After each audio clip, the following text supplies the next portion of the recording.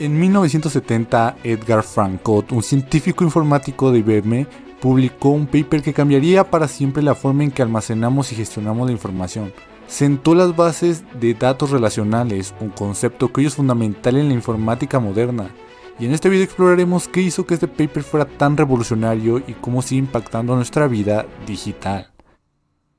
Y es que entrando de lleno a lo que dice este paper, Codd dejó claras varias fallas y deficiencias en los modelos de base de datos de ese entonces, pues estos sistemas basados en estructuras jerárquicas o de red eran limitados y no ofrecían independencia de los datos. Además, su uso era demasiado complicado y carecía de flexibilidad, lo que los hacía poco eficientes. Codd, un matemático de formación, vio una oportunidad para aplicar conceptos matemáticos, específicamente la teoría de conjuntos, para resolver estos problemas.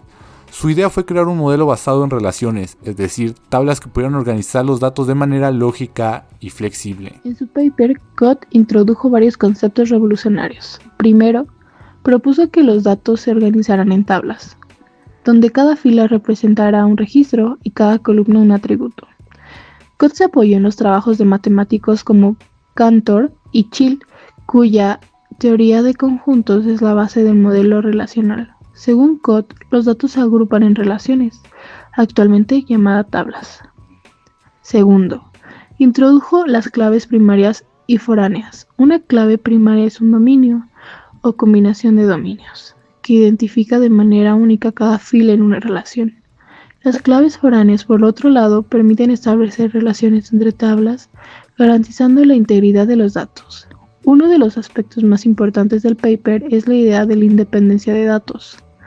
Codd propuso separar la estructura lógica de los datos, cómo se organizan y acceden, de su almacenamiento físico. Esto permite que las aplicaciones no dependan de la implementación física, facilitando la escalabilidad y el mantenimiento. Además, Codd introdujo el concepto de normalización, un proceso para eliminar redundancias y anomalías en los datos, asegurando que estén organizados de manera eficiente y consistente. La normalización simplifica la estructura de las relaciones, lo que facilita el almacenamiento y la comunicación de datos entre sistemas. También definió operaciones relacionales, como la selección, proyección y unión, que permiten manipular los datos de manera eficiente. Estas operaciones formaron la base de lo que hoy conocemos como SQL. Entre estas destacan proyección, seleccionar ciertas columnas de una relación y eliminar filas duplicadas. Unión. La unión combina dos tablas que comparten una columna común, creando una nueva tabla que relaciona los datos de ambas. Por ejemplo, unir clientes y pedidos para ver quién hizo cada pedido. Selección. La selección filtra filas de una tabla basándose en una condición. Por ejemplo, seleccionar solo los empleados del departamento de ventas. Composición. La composición combina dos tablas relacionadas y selecciona solo las columnas relevantes. Por ejemplo, unir proveedores y productos para ver quién suministra qué. Restricción. La restricción genera un subconjunto de una tabla basado en los valores de otra. Por ejemplo, mostrar solo los estudiantes que aprobaron un curso específico. El modelo relacional protege a los usuarios de cambios disruptivos en la representación de datos. Las operaciones sobre relaciones y los conceptos de redundancia y consistencia son fundamentales para mantener la integridad de los datos. Aunque muchas preguntas quedan sin respuesta, el documento proporciona una base sólida para futuros trabajos en sistemas de datos formateados. Y es que el modelo relacional de Codd no solo resolvió los problemas de las bases de datos de su época, sino que también sentó las bases para los sistemas modernos de gestión de base de datos. Empresas como Oracle, IBM y Microsoft desarrollaron sistemas basados en sus ideas, y SQL se convirtió en el lenguaje estándar para interactuar con base de datos. Por último, las 12 reglas de Codd publicadas años después se convirtieron en el estándar para evaluar si un sistema es verdaderamente relacional. Estas reglas definen los requisitos que un sistema debe cumplir para considerarse completamente relacional, como la independencia de datos, el acceso garantizado y el tratamiento sistemático de valores nulos. Y es que entre estas reglas se halla 1. La regla de información, donde todos los datos deben estar presentados de forma única en tablas.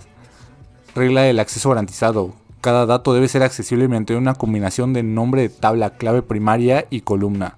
Regla del tratamiento sistemático de valores nulos. El sistema debe soportar valores nulos para representar información faltante o no aplicable. Regla del catálogo dinámico en línea. La estructura de la base de datos debe ser almacenada en tablas accesibles para los usuarios. Regla del sublenguaje de datos completo. Y es que debe existir un lenguaje como SQL para gestionar y consultar la base de datos. Regla de la actualización de vistas. Las vistas deben ser actualizables si representan datos modificables.